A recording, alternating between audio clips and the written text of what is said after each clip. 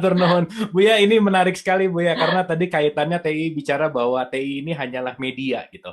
Nah, saya kaitkan sama tadi Buya bercerita tentang bahwa di dalam diri kita ada dubes sama jubirnya Allah, itulah kira-kira. Gitu ya kira-kira ya. Nah, yang ingin Ya. saya minta apa namanya tambahan dari Buya sedikit dari statementnya TI, mungkin gimana sih Buya caranya kita bisa benar-benar tahu dan merasakan si dubes sama si jubir itu dan sadar penuh bahwa kita ini melakoni dan kita ini hanya media gitu. Dan paling penting tadi Ya. TI bilang jangan jadi hanya jadi orang, tapi jadilah manusia.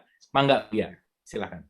Eh, Kalau ingin saya jelaskan dengan bahasa tasawuf yang baku dalam ilmu tasawuf, bahwa Allah telah mengatakan bahwa semua makhluk hidup yang telah kuciptakan, persoalan rezekinya sudah menjadi tanggung jawabku. Firman Tuhannya, wa min dabatin fil ardi illa 'alallahi rizquha.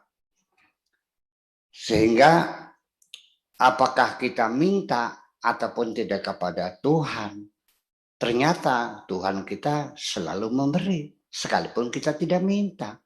Terlalu banyak manusia di dunia yang tidak pernah minta kepada Tuhan, bahkan mereka dikasih lebih banyak dari kita kok. Di negara-negara yang ateis yang tidak percaya pada Tuhan, mereka hidupnya lebih nyaman, lebih kaya dari kita. Mereka nggak pernah minta kok. Jadi apakah minta itu perlu? Nah, disinilah ceritanya begini. Ini dengan apa pendekatan apa ibarat tasawuf yang lebih baku. Seorang waliullah seperti Abu Hasan Al-Marsi itu adalah kedudukan kewaliannya sudah sangat tinggi sekali. Kemudian tetapi para santrinya itu memperhatikan tidak serajin murid-muridnya dalam ibadah ritualnya. Yang lain kan kalau habis sholat kan berzikir dulu, baca la ilaha illallah, baca alhamdulillah, baca la haula wala quwata, baca salawat sampai setengah jam. Setelah itu juga sholat sunnah lagi, banyak berzikirnya. Ini waliullah yang dimuliakan ini ternyata assalamualaikum, assalamualaikum dia pergi aja.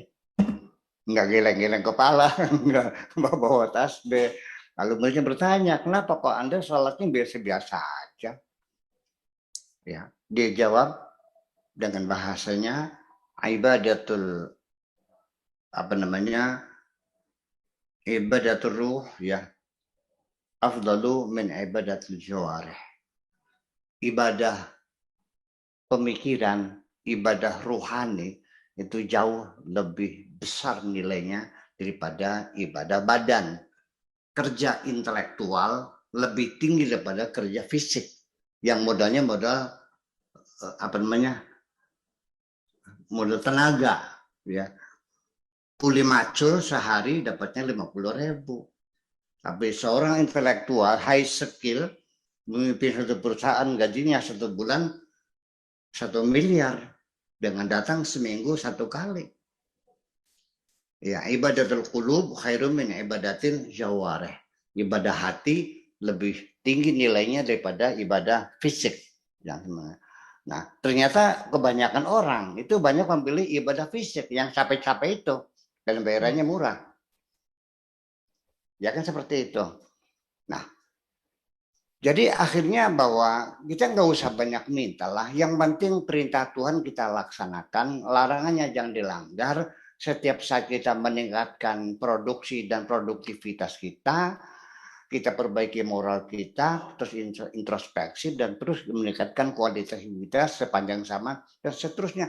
Nanti dengan sendirinya akan ada kenaikan pangkat berkala dan kita akan kasih banyak. Nah, saya sendiri juga ada santri saya menanya, bocah habis sholat assalamualaikum nggak sunnah nggak dikiran lagi langsung berangkat saja, betul nggak gitu? Kalau Hmm. santri kan selalu banyak berdoa. Saya bilang untuk apa sih berdoa?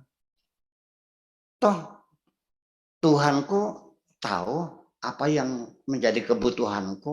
Aku sedang butuh apa Allah tahu kok. Kalau saya masih minta kepada Tuhan, berarti saya menuduh Tuhanku tidak tahu kebutuhanku. Ya seperti itu. Jadi yang penting kita kerja yang baik saja, ya kan begitu. Ya, introspeksi dan nanti bagi saya satu keberhasilan itu bukan hanya mencapai tujuan, tapi memperbaiki kesalahan yang terus kita lakukan setiap saat itu juga merupakan satu keberhasilan. Terima kasih, kira-kira begitu dari Mas Ipin. Oke, terima kasih Buya, atur nuhun. Wah, luar biasa.